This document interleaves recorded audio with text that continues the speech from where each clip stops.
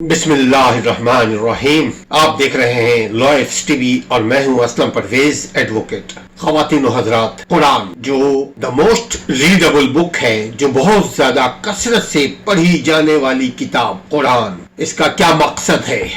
कुरान क्या सिर्फ सवाब के लिए उतारा गया है? कुरान का मकसद क्या सिर्फ सवाब हासिल करना है, या सवाब हासिल करने का तौर तरीका, सलीका, गुण, हुनर भी सिखाता है? आज उम्मत मुस्लिमा कुरान को अपना ले तो दुनिया के सारे मसाइल हल हो जाएंगे इंशाअल्लाह ताला। नाज़रीन, हम सब कुरान के रीडर हैं, कुरान के पढ़ने वाले हैं, मुसलमान घरों में पैदा हुए हैं। खुश नसीबी से आज जो इस्लाम का दाई है, मुबल्लिग़ इस्लाम है, तर्जुमान इस्लाम है, मुहाफ़िज़ कुरान है, इसका बुनियादी किरदार क्या है, क्या होना चाहिए? कुरान का दाई सिर्फ और सिर्फ नमाज और रोजे की हद तक महदूद नहीं रहता है। नाज़रीन, कुरान करीम पढ़ने और पढ़ाने वाला, तिलावत करने वाला सिर्फ और सिर्फ नमाज, रोजा, इखलाक, मुराकबा, जिक्र, अस्कार, जाती मुहासबा या इन चीजों की हिफाजत की हद तक अपने आप को महदूद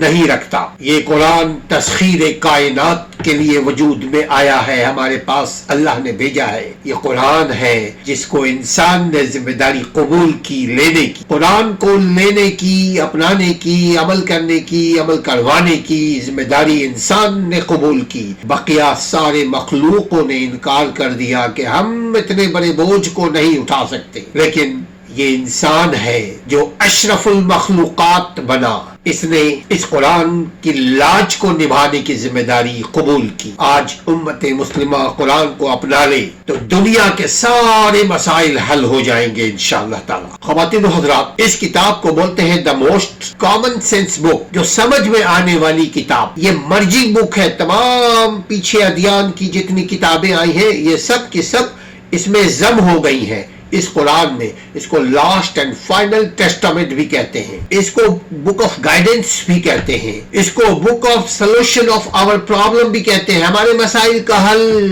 यही किताब में है। ये किताब इंसान और इंसानियत को चलाने के लिए आई है, ये इंसानियत के इदारों को चलाने के लिए आई है। ये कुरान करीम को कपड़े में लपेट कर रखने के लिए नहीं आई है, सजाने के लिए नहीं आई है, तख्तों में अपने शोकेस में सजाने के लिए ये किताब नहीं आई है। ये किताब सिर्फ मौलवी और मुल्लाओं के लिए नहीं आई है, ये किताब सिर्फ मेरे और आपके लिए नहीं आई है, ये पूरी कायनात के लिए आई है। ये इंसान तो इंसान, जानवरों की भी इसमें रहनुमाई मिलती है। अगर हम इस कुरान के जरिए कुरान को अपना लेंगे तो हमारी दुनिया के हमारे तमाम मसाइल हल हो जाएंगे। ये किताब, ये कुरान कोर्ट कचहरी अदालतों की किताब है। ये कुरान पार्लियामेंट, सेनेट और इक़्तिदार की ऐवानों की किताब है। ये किताब, ये कुरान इदारों की किताब है, इदारों को चलाने की किताब है। जितने भी दुनिया में इदारे हैं उसको चलाने की किताब है। ये कुरान इंसान और इंसानियत की किताब है। इंसान में कैसे इंसानियत आई है उसकी किताब है। ये दीनी और दुनियावी किताब है। ये आईन और कानून साजी करने की किताब है। ये दुनिया की उलझनों को सुलझाने की किताब है। ये कुरान सुकून हासिल करने की किताब है। ये किताब सुकून मुहैया करने की किताब है। ये कुरान सुकून को फैलाने की किताब है। ये रोजी रोजगार को हासिल करने की किताब है। ये दुनिया के तमाम मसाइल को हल करने की किताब है। सिर्फ शर्त ये है कि हम इस कुरान पाक से मोहब्बत करें, तो ये किताब, ये कुरान हमसे मोहब्बत करेगी। ये किताब खाली अरबी पढ़कर सवाब हासिल करने की किताब नहीं है, ये कुरान पर चलकर सवाब हासिल करने की किताब है। ये जिंदगी के नस्मुल ऐन बनाती है। ये किताब जिंदगी को एक मकसद देती है। ये किताब रिश्तेदारों से, ये किताब बच्चों से, बीवी से, माँ से, बाप से, मोहल्लेदारों से, रिश्तेदारों से, अवाम से, मुल्क से मोहब्बत करने की किताब है। ये किताब बुक ऑफ साइंस है, यानी इशारे की किताब है। یہ کتاب ادبیات کی کتاب ہے، یہ کتاب سونے کی کتاب ہے، یہ کتاب جاگنے کی کتاب ہے، یہ کتاب مدرسے کی کتاب ہے، یہ اسکول کالج یونیورسٹیز کی کتاب ہے، یہ کتاب سائنس اینڈ ٹیکنالوجی کی کتاب ہے۔ شرط پھر وہی ہے، ہم عمل کریں۔ عمل کریں گے تو زندگی ہماری بدلے گی، عمل کریں گے تو ہمارے ملک کا نظام بدلے گا، عمل کریں گے تو رب راضی ہوگا، جگ راضی ہوگا۔ ناظرین، ہم یہ دعا کرتے ہیں یہ قرآن کو ہم اپنی زبان میں پڑھیں عربی کے ساتھ ساتھ، تاکہ سمجھیں کہ اللہ ہم سے کس طرح مخاطب ہو رہا ہے۔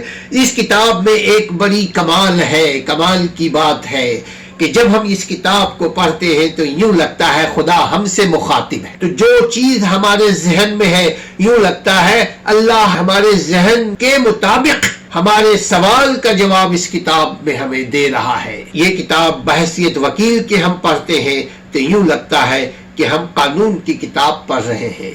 یہ کتاب بحیثیت ڈاکٹر کی جب ہم پڑھتے ہیں تو یوں لگتا ہے کہ ڈاکٹر کے بنیادی اصول ہمیں بتا رہا ہے۔ یہ کتاب جو پڑھتا ہے اس کو ایسا لگتا ہے کہ اللہ نے اسی کے لیے یہ کتاب نازل کیا۔ اس کتاب سے محبت کیجئے، اس کتاب کو اپنائیے۔ قرآن پاک اللہ کا کلام پاک ہے، اللہ ہم سے کلام کر رہا ہے اس کتاب کے ذریعے۔ یہ زندہ معجزہ ہے۔ اس سے پہلے جتنے بھی انبیاء آئے، جتنے بھی رسول آئے، ان کے کتاب آج دنیا میں نام کو رہ گئے ہیں، لیکن ہمارا جو کتاب قرآن پاک ہے یہ کام کا بھی ہے، یہ نام کا بھی ہے، یہ کام کا بھی ہے۔ اب ہم اس دعا کے ساتھ کہ یا اللہ ہم اس کتاب کو، اس قرآن کو، یہ فرقان کو پڑھیں اور اپنے زندگی میں فرق لائے، اپنے زندگی میں تبدیلی لائے۔ جس حیثیت میں بھی ہم ہیں، جس مرتبے میں بھی ہم ہیں، جس ذمہ داری میں بھی ہم ہیں، اسی ذمہ داری جس عہدے پر ہم ہیں، جن رشتوں میں ہم بندھے ہوئے ہیں، یہ کتاب انہی تمام رشتوں کو احسن طریقے سے نبھانے کا یہ کتاب ہے۔ نبھانے کا طور طریقہ، سلیقہ، گن، ہنر ہمیں یہ کتاب بتاتی ہے۔ آپ کتاب سے جڑ جائیے، اللہ آپ سے جڑ جائے گا، بندے آپ سے جڑ جائیں گے، ہمارے سارے مسائل حل ہو جائیں گے۔ مگر ہم کتاب کو ایمان کے لیے پڑھیں، کتاب کو اس لیے پڑھیں کہ اس پر عمل کریں۔ کتاب کو طوطے کے طور پہ نہ پڑھیں، کتاب کو عمل کرنے کے لیے پڑھیں تو زندگی بدلے گی۔ اپنے گھر والوں کا خیال رکھیے۔ ڈھیر ساری دعاؤں کے ساتھ اللہ تعالیٰ آپ کو اور ہمارے زندگی میں اس کتاب کا علم عطا فرمائے۔ اپنے گھر والوں کا خیال رکھیے اور اس چینل کا بھی خیال رکھیے۔ ناظرین، السلام علیکم ورحمۃ اللہ۔